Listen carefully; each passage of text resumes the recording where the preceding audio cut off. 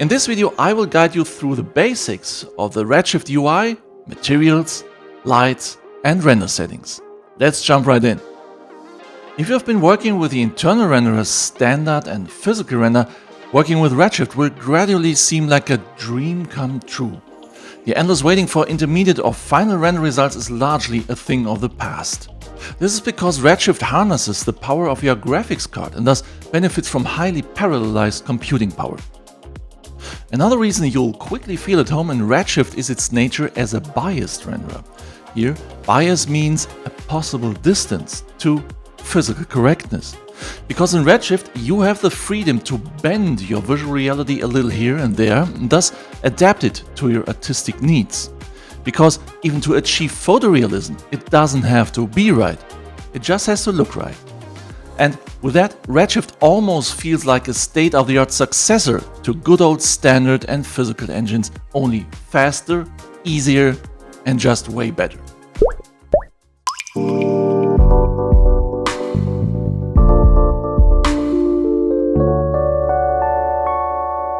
To work with Redshift, open the render settings with Ctrl-B and activate it in the drop-down menu Renderer.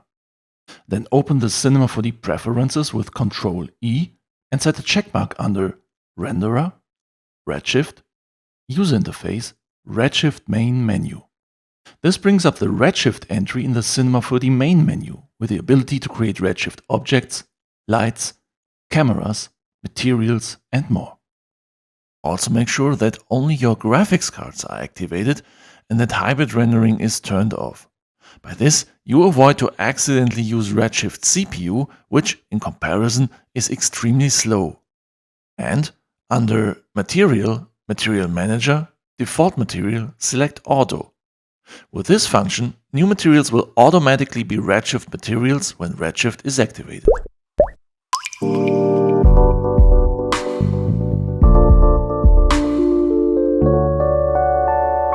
With Redshift, you'll be working with a specific material system, your own light source types, and your own render settings. Therefore, it makes sense to work with a Cinema 4D layout designed for Redshift.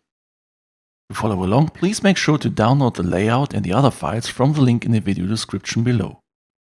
For installing the layout, the two layout files must be placed in your Cinema 4D Preferences folder under Library, Layout. Then restart Cinema 4D. Choose the layout renderbaron Redshift and open the file redshift matcamrender.c4d. The Cinema 4D layout you just installed contains the most important elements for everyday use that you would otherwise have to call up separately. Clockwise, the layout consists of Viewport, Redshift Render View, Object Manager, Attribute Manager, Redshift Node Editor, Asset Browser, and Material Manager. The Redshift Render View is an interactive render window that automatically responds to any changes in the scene and renders them updated. The nice thing is, with a reasonably up-to-date graphics card, you can render scenes up to a certain level of complexity virtually in real time. The render view has some useful buttons right above the render window. The three most important are on the far left. Render causes a one-time non-interactive render in final quality. Start-Stop IPR starts and stops the interactive render preview IPR in preview quality. This is the core function of the Redshift render view. Refresh IPR allows you to refresh the render view. Further to the right is the option to display either individual AOVs, meaning Redshift multipasses, separate color channels to render with and without denoising, or to activate area rendering. The drop-down menu next to it defines the camera used, and the lock icon can be used to make this permanent. Before we continue, let's consider the styles of rendering in Redshift. Actually, there are two different styles. Progressive rendering in passes from grainy to grainless, by default used for preview rendering, and bucket rendering in rendering tiles or buckets, by default used for final rendering. You can adjust this choice in Render Settings, Redshift, Advanced. And this is what the bucket button is about. It lets you toggle between interactive bucket and progressive rendering. The snowflake icons next to it provide options for freezing tessellation when using displacement or for freezing geometry changes. This can further speed up the render view. Next to it is a drop-down menu for rendering in beauty mode, clay mode, or just displaying the samples used.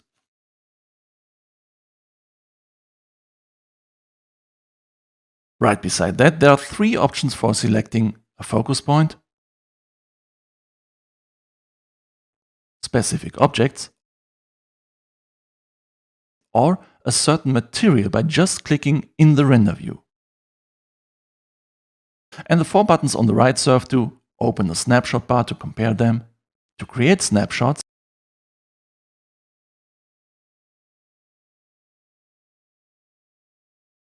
to create and display them in Picture Viewer,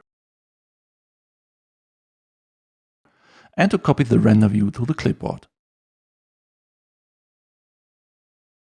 The zoom level to the right and the selected zoom mode define the size of the render view. The render view itself can be moved by holding down Alt, then click and drag to move the view. Last but not least, the gear icon on the far right contains functions for color or exposure corrections, effects, or denoising. Please note, the RT button for Redshift Realtime and the function of the same name in the render settings are better left untouched, as this feature is just not ready yet.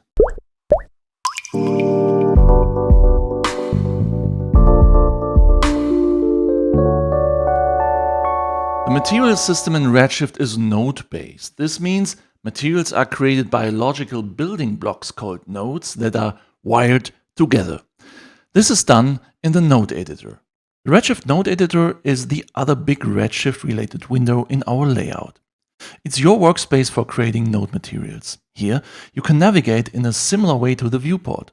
Hold down 1, click and drag to move the view. Hold down 2, click and drag to move closer to the view or further away. In the node editor menu, you will also find useful commands. As an example, node show preview for showing or hiding previews for selected nodes. Let's now create a new Redshift material. With Redshift activated in the render settings, double-clicking or Ctrl-N or hitting the plus button in the Material Manager will automatically create a new Redshift material. Double-clicking on the material icon will display the material in the node editor. Here we see the most basic node setup for a Redshift material. A standard material node linked to an output node. Let's have a quick look at the standard material node as an example of nodes in general. On its left side, there are input ports that can receive information from other nodes. On its right side, there are output ports passing on information to other nodes. Redshift materials can therefore be read like a lying tree diagram from left to right. In our case, the material reads like this. The standard material node supplies all information about the material via its out color port to the surface port of the output node. If this material is then applied to an object, the material gets displayed. To create nodes, we use the Cinema 4D asset browser. In this successor to the former content browser, the Nodes tab contains all the nodes you need to work with Redshift materials. Simply type the name of the node you need into the search field. For example, for the search term ramp, you will see a ramp node as a result. For the term noise, a Maxon noise shader node will appear. As soon as the corresponding node appears as a result, drag it into the node editor. There, you can position the node with the mouse wherever you want, ready for editing and linking. Nodes are usually named in a meaningful way, and by that follow industry standards such as bump or ambient occlusion. Other nodes are more difficult to identify by name, such as vertex attribute or color user data, etc. These specialties just have to be learned like a vocabulary. We'll look at the most important nodes in a moment. 3 tips for creating nodes. First, to make sure that only Redshift material nodes are displayed in the asset browser and not Cinema 4D C nodes as well, shortly click the node editor after entering the search term. This will cause only material nodes to be displayed. Second, to especially create texture nodes, you can simply drag the image file from your desktop into the node editor. The image is then stored in the form of a texture node and can now be processed. Third, newly created nodes can also be dragged onto existing wires. They will then be inserted as a new intermediate node.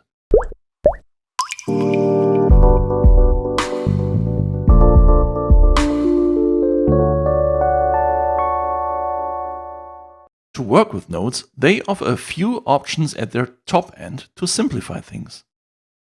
You can solo nodes with a small S icon. This means that only this node is calculated in a material and displayed during rendering. This is a very valuable function for evaluating nodes. Clicking again switches off the solo mode. The small landscape icon toggles the preview for the node on and off. This can save space. For multiple nodes, you can do this under Node Editor menu, Node, Show Preview. The symbol with the 3 small dashes influences the display of the port. 3 dashes, all ports are visible. 2 dashes, only active ports are visible. 1 dash means no ports visible. There are 2 ways to wire nodes.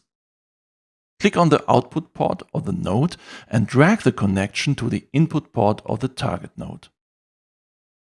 Or, click on the output port of the node, drag the connection to the text-free area of the target node, release your mouse, and choose your input from the appearing context menu. By the way, matching output and input ports have the same color, for example yellow. And for removing connections, just double-click on the wire between the nodes.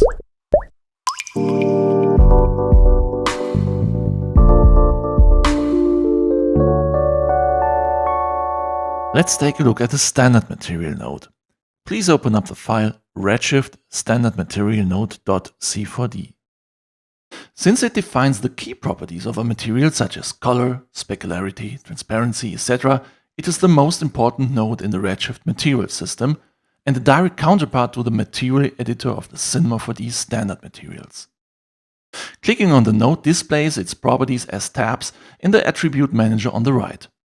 All essential material attributes can be found in the Base Properties tab. Here, Base contains 3 important aspects. Diffuse reflection given by color and weight. That means the non-viewing angle dependent reflection of the material. Weight in general means the proportion or percentage of a parameter. Below that, diffuse model means the mathematical function for the distribution of light and darkness on an object surface. The default choice is Oranaya, a model specifically for rough surfaces with micro facets. But Oranaya with a default 0% roughness is basically a Lambert model for perfectly smooth surfaces. So by dialing in roughness, you can basically blend seamlessly between Lambert, meaning 0% roughness, and Oranaya, meaning 100% roughness. Alternatively, you can select the model Dion-Lambertian spheres. This model has a full roughness like Oranaya, but with a more crisp and slightly more saturated appearance. Metalness defines to what proportion the material is a metal or a non-metal. 0 means a dielectric material, a non-metal, where the diffuse and the reflection color can be controlled separately. 1 describes a metal, where the base color only determines the color of the reflection, and the reflection color is ignored. Let's move on to the next area. Reflection contains settings for the specular, that means viewing angle dependent reflection of the material. Reflection color, weight, roughness for sharper or softer reflections, index of reflection IOR, and anisotropy. Transmission contains all parameters for refractive transparency, such as color, weight, roughness, and dispersion. In addition, there are parameters for the absorption of light, such as depth, color, and anisotropy. By the way, the index of refraction is controlled by the index of reflection in the reflection area.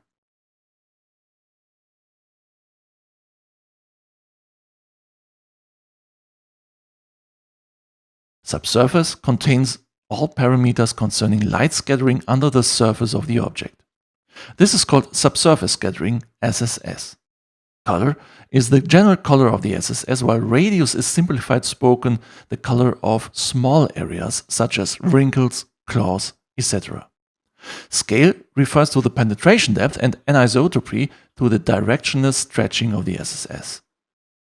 The preset SSS mode random walk is the best choice for rendering small details and is therefore the most realistic SSS mode. Sheen refers to a viewing angle dependent scattering effect that is typical for fabrics. In addition to color and weight, the width of the scattering can also be defined here. Thin film creates a refractive thin film depending on the selected IOR value, for an example water, soap, oil, etc. Thickness defines the strength of the effect. Coat is basically a second reflection layer. It can be used, for an example, to simulate a sharp reflective layer of clear lacquer over a rough reflective color lacquer. The parameters are exactly the same as in reflection. In addition, however, a separate bump map can be used. Emission is simply the self-luminance of the material defined by color and weight. Geometry. In this area, opacity is used to punch out object areas, for example by grayscale textures. Thin-walled creates a transmission behavior of a very thin, one-sided object, for example, a leaf. Refraction will therefore be ignored. Bump map allows to connect a bump texture here.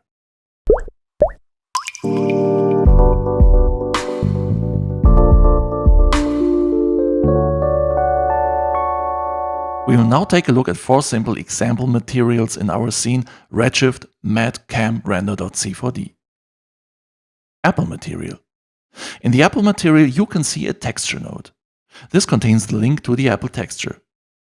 The texture node is connected with its out color port to the base color port of the standard material node and to the texture input port of a bump map node. In the bump map node, a value of 0.2 is entered in the texture height scale area for the strength of the bump effect. The node is then connected to the geometry bump map port of the standard material node. Bottom line, a node can be connected to several other nodes at the same time. This massively increases flexibility. Coffee cup material. The standard material node of the coffee cup has no diffuse reflection or color under base color, but only subsurface scattering. Bottom line, subsurface scattering itself also creates a diffuse reflection. Defining it additionally under base color is therefore superfluous. By the way, looking at the cup object in the Object Manager, you will notice that the cup and the typeface are defined by separate materials being stacked onto each other. And this is how you stack a semi-opaque material like the typeface onto an opaque material like the cup.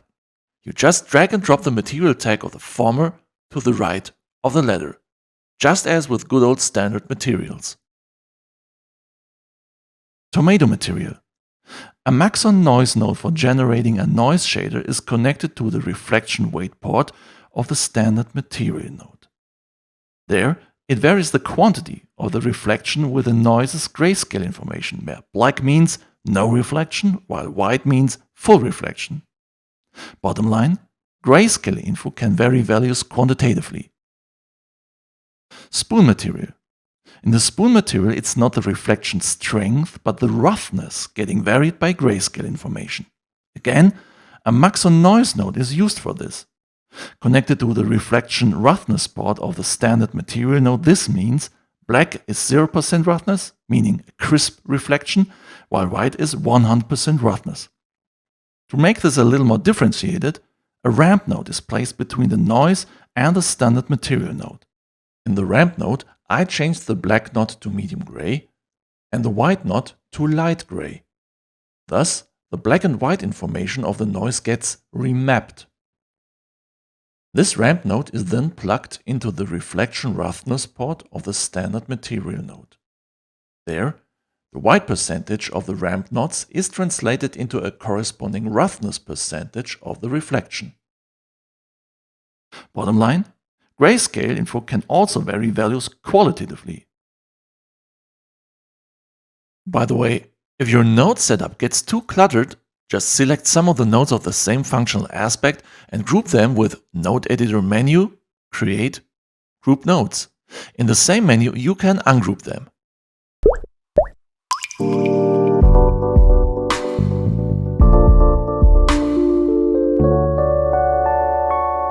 Let's take a look at the 9 most important nodes beside the standard material node. Texture. The texture node allows the referencing of image textures in its path field. The UV and remap fields allow manipulation of the texture's mirroring, tiling, size, position, and rotation. This will work independently from the settings in the material tag. Maxon noise. This node brings Maxon noise shaders to Redshift. Noises can be used to give surfaces a random-like variation. By default, the noise is applied volumetrically to the object in the input source area, making it independent from UV coordinates. Ramp. With the ramp node, color gradients come into play. These can be applied vertically, horizontally, etc. Ramps are also useful for remapping input values. Bump map. The bump map node uses the grayscale information of a connected texture or shader node to create a height map. Connected to the bump map port of the standard material node, a virtual surface deformation is created. The displacement node also uses the grayscale information of an input, but connected to the displacement port of the output node, a real surface deformation is generated at render time. Please note, for the displacement to work, the corresponding object must have a Redshift tag with activated tessellation in the Geometry tab.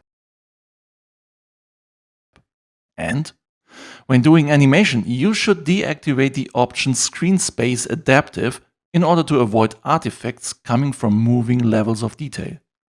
Color layer. This node works similar to the layers in Photoshop. Layers above base can be activated, their opacity can be varied, and they can be mixed with different layer modes. Color correct. As the name suggests, this node provides color and gradation corrections such as gamma, saturation, contrast, etc. TriPlanar. This node is used for the triplanar projection of textures, that means along 3 different axes. Basically, it works like a cubic texture mapping in the material tag. However, 3 different textures can be used per X, Y, and Z axis. In addition, it is possible to blend the texture projections softly into each other at their edges. This way, even more complex objects can be textured without sharp texture edges and without complex UV unwrapping. Material. The material node is basically the predecessor of the standard material node in older versions of Redshift. It is still of a certain use because of its material presets in the Base Properties tab.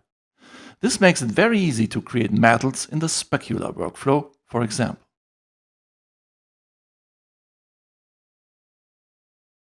By the way, older Redshift versions displayed and created nodes in the style of Cinema 4D's Xpresso. However, the functionality is roughly the same as with current nodes. Xpresso Style materials can be converted into Redshift nodes in the same way as Cinema 4D's standard materials. You can find the corresponding commands under Main Menu, Redshift, Materials, Tools. Getting started with Redshift's material system might seem complex, but in fact, the initial complexity quickly turns into flexibility in daily use.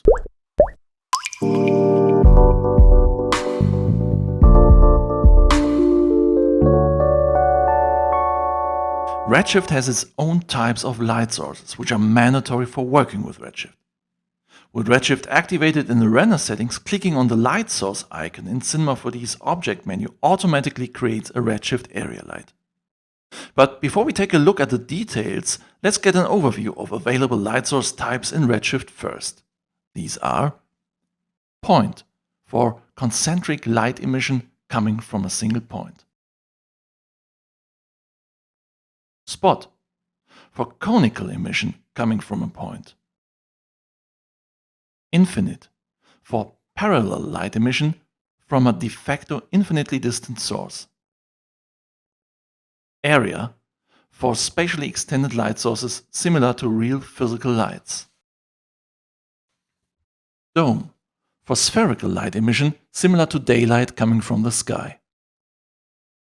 Photometric IES, for simulating real lighting systems based on photometric datasets. Physical sun, for automated coloring and dimming of sunlight depending on its angle. Portal. The portal object takes a special position among the light sources. We will cover that in a moment. In daily practical use, it turns out that area lights are the most frequently used light source types. So we will now take a closer look at it.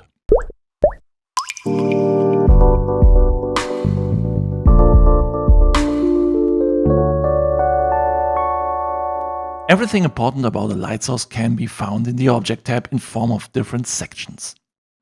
Type and Add Graph. Under Type, you can select the type of the light source. With Add Graph, you can add a node or shader graph to the light source. Clicking on Edit Graph opens the Xpresso-like node editor.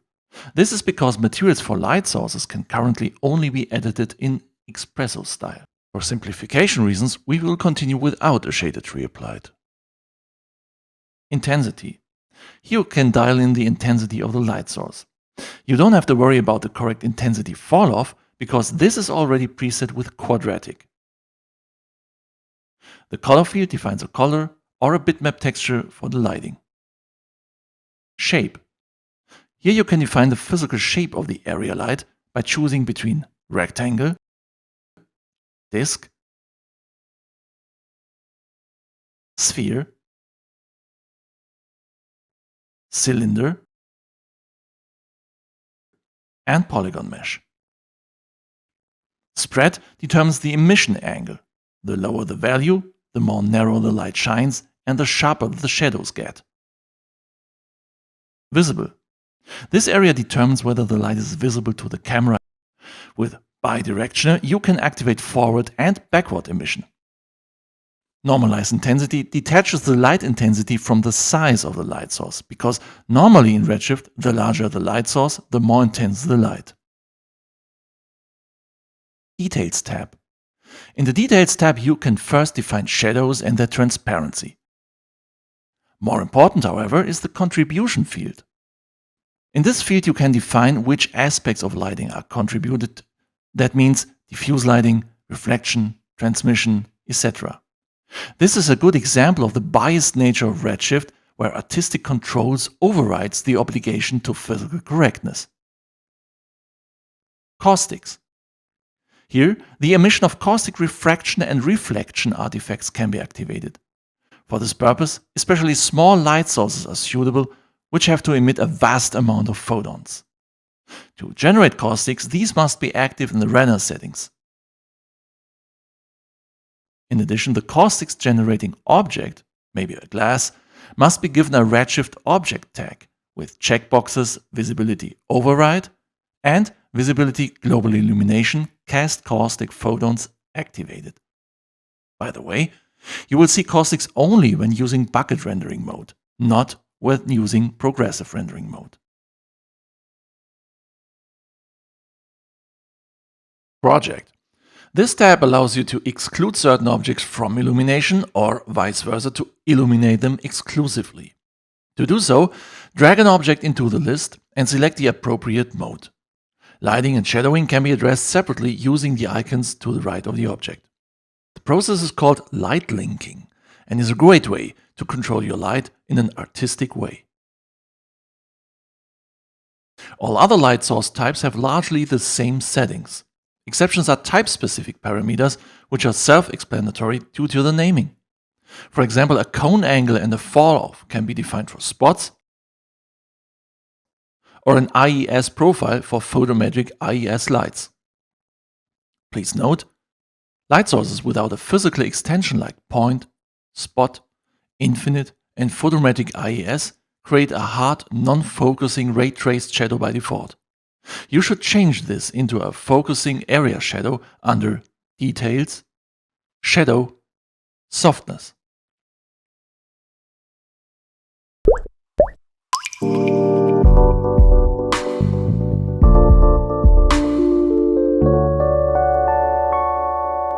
In addition, you will find two more objects for simulating daylight or atmospheric effects under Main Menu, Redshift, Objects. Redshift Sun and Sky Rig. This combination of the Redshift sky and the physical sun can be used to simulate a highly realistic outdoor lighting, including a visible, physically correct sky dome. Redshift Environment. This object creates kind of a fog or aerial perspective. For this, it is required that you have selected a value greater than 0 in the contributing light sources under Details, Contribution, Volume. Please note, this value is always set to 1 by default, so new light sources will always cause the environment fog to shine brightly. Speaking of visible skies, for the use of HDR images as a texture, you should use a dome light. With Add Graph, you then create an Xpresso shader tree and load your HDR texture into the dome light node.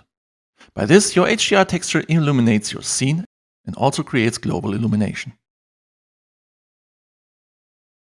The use of self-luminous materials in combination with GI is also possible aside from HDRI textures. To do so, you need to use a so-called incandescent material. You can create this in the Material Manager menu under Create, Redshift, Materials, Incandescent.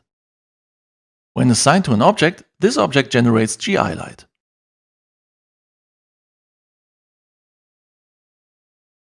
Please note, in a direct comparison between an incandescent light and an area light, the area light wins because it delivers cleaner results in less time and offers more settings than the incandescent node.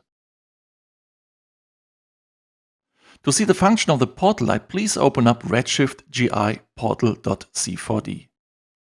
The portal light is not actually a light source, but literally a portal. Used for interior rendering, a portal optimizes and amplifies incident GI when being placed in front of a window or a door. That means it speeds up rendering while improving quality.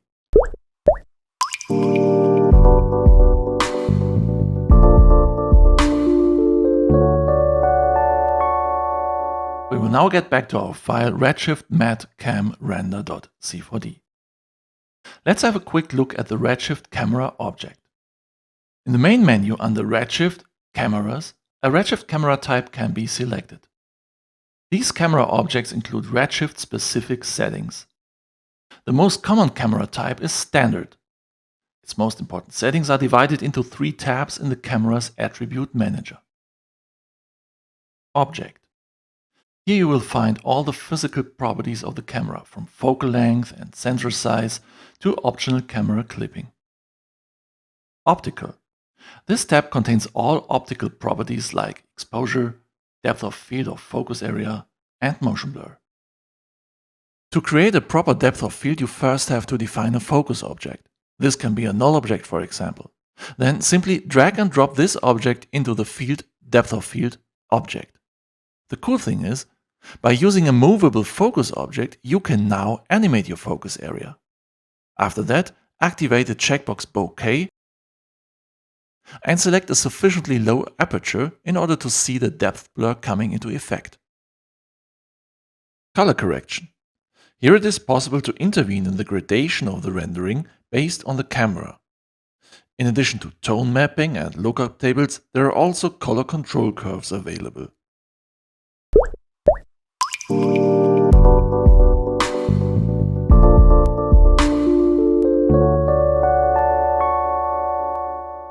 Now let's move on to rendering. You select Redshift as the active render engine from the corresponding render settings drop-down menu. Once this is done, there are two render setting tabs available, Basic and Advanced. Clicking on Redshift opens the corresponding tab. We will focus on the tab Basic. This tab provides simplified render settings for Redshift. This is about usability and a fast workflow. These settings can be changed or fine-tuned in the Advanced tab and are retained after returning to the Basic tab. Bucket quality. As described in the Render View section, rendering in Redshift is done in two ways. Progressive rendering for quick previews, bucket rendering for final quality. And this is what bucket quality is about. The section provides different quality levels from low to very high. The levels are determined by the amount of noise that's still tolerable. The only decisive parameter here is threshold, visible after clicking on the small triangle. If you dial in an individual threshold, the active tab changes to Custom. Progressive passes. This is about preview rendering. As progressive rendering takes place in passes from very noisy to noise-free, the number of these passes can be selected here. The more passes, the less noise and the longer the render time. Denoising. Denoising is a technique that can remove noise from images after rendering and thus saving rendering time. There are several denoises available for this purpose: NVIDIA Optics, Alto Single and Dual, and Intel Open Image Denoiser. Intel Open Image Denoiser and Optics both use deep learning algorithms and even work interactively with Redshift Render View. However, Optics is limited to NVIDIA GPUs, while the Intel denoiser runs on virtually any graphics hardware. Denoising should generally be used on renderings that are not too bad, otherwise the result can appear softened. Motion blur. For smooth rendering of animations, motion blur can be useful, for example for vehicle wheels in front of a moving background. Motion blur always results in higher render times. With motion blur activated, steps define the subdivision of the motion blur effect. Deformation blur refers to animated deformers, for example for characters. This should only be activated if such animations are present in the scene, otherwise artifacts can occur.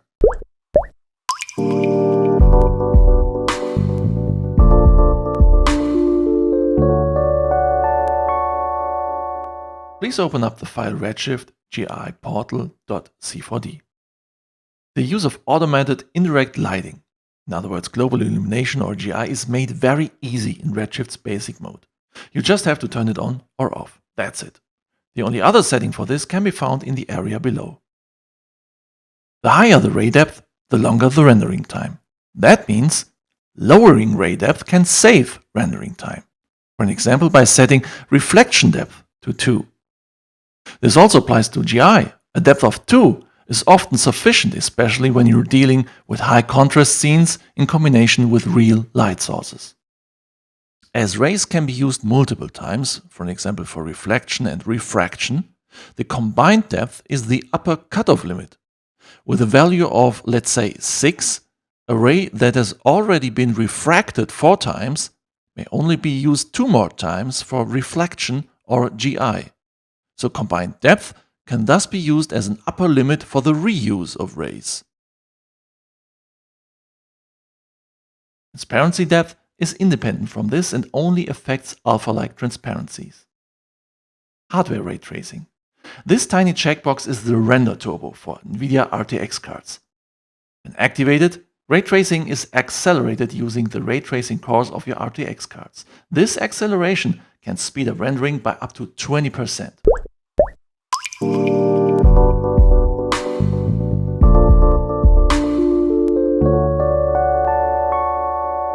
Redshift Object Tag. This tag is an important addition to rendering with Redshift. On the one hand, some effects can only be created with the help of this tag, for example caustics and displacement.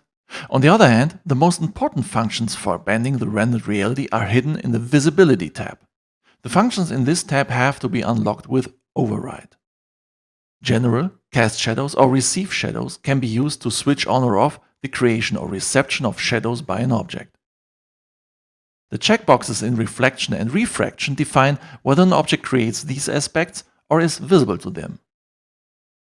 The settings in the Global Illumination section define aspects of GI and caustics.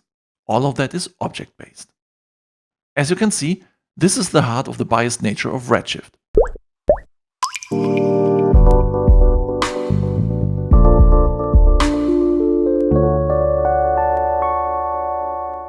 will now get back to our file Redshift matcamrender.c4d. Multipasses in Redshift are called AOVs, arbitrary output values. To output them, go to Render Settings, Redshift, and then to Advanced, AOVs, Enabled.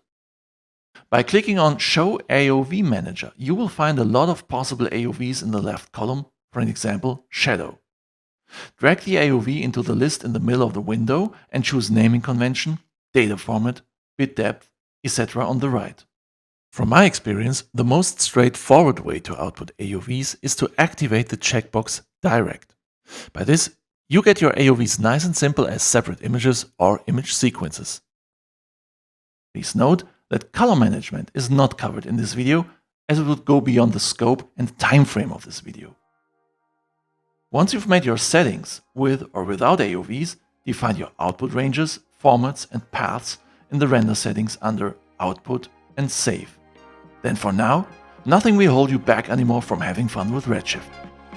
Up to this point, it has already been a tough ride through the very basic knowledge of Redshift for Cinema 4D. If you want to level up your know-how of Redshift to production grade and also benefit from so far 26 years of experience with Cinema 4D, book your very own 3-day Redshift training in my Maxon authorized training center, Studio Renderbaron.